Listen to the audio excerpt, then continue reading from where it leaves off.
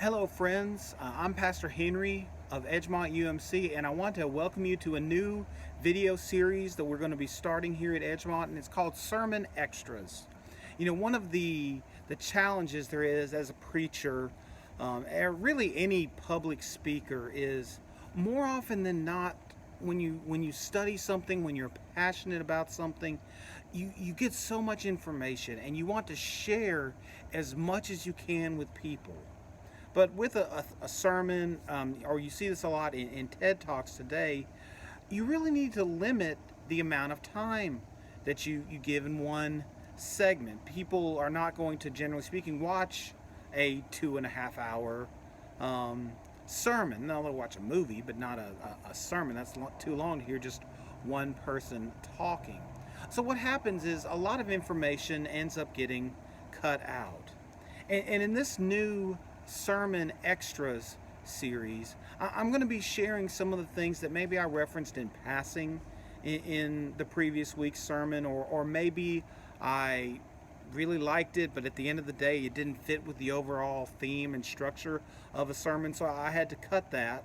And I'm going to take a few minutes just to share some of these really cool biblical bits of information, these nuggets that would end up being a rabbit hole that we don't necessarily need to climb down in a regular sermon.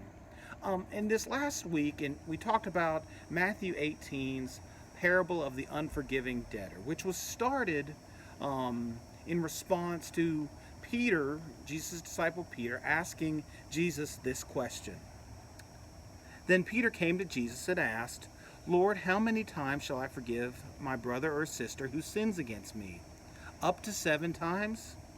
Jesus answered, "I tell you, not 7 times, but 77 times."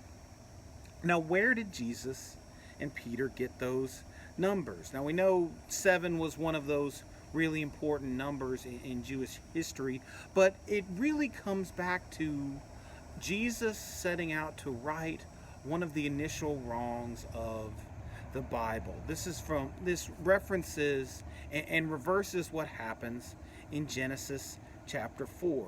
You know, we know, and many of us should know, I hope, but maybe it's just been a minute since we've thought about it.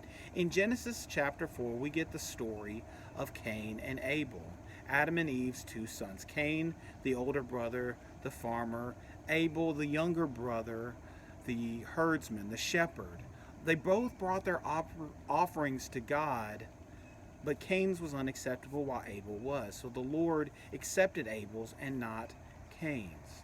Well, Cain was furious by this, and that in his fury, he murdered his brother Abel. And what we see then, when we come to our passage, is God's response to that, Cain's question, and what God's going to do. This is from Genesis chapter 4, verses 10 through 15.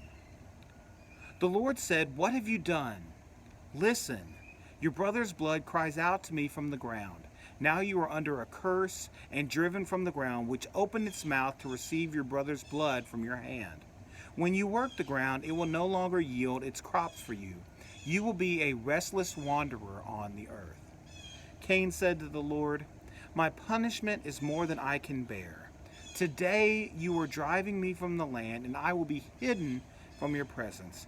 I will be a restless wanderer on the earth, and whoever finds me will kill me."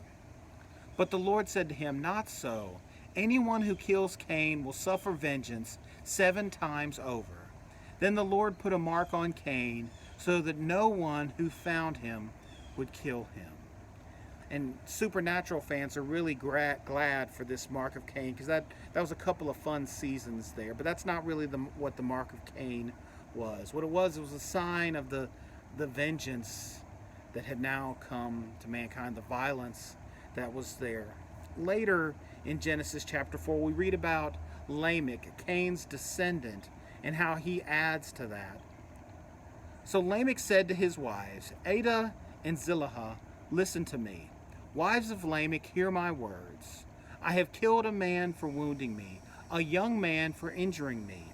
If Cain is avenged 7 times, then Lamech 77 times."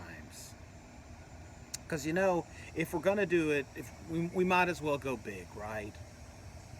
So what I think we see Jesus here doing, and this is what many biblical scholars would say, is that Jesus is turning on its head the idea of restorative or retributive, violence. That vengeance is not the way, but forgiveness is the way of the Lord. And so Cain 7 and Lamech 77 for vengeance becomes Jesus not 7 but 77 for forgiveness, replacing revenge with forgiveness. So I hope you've enjoyed this little segment. There will be more of these coming in following weeks. So please like and share, and we'll see you next week. Thanks for stopping in.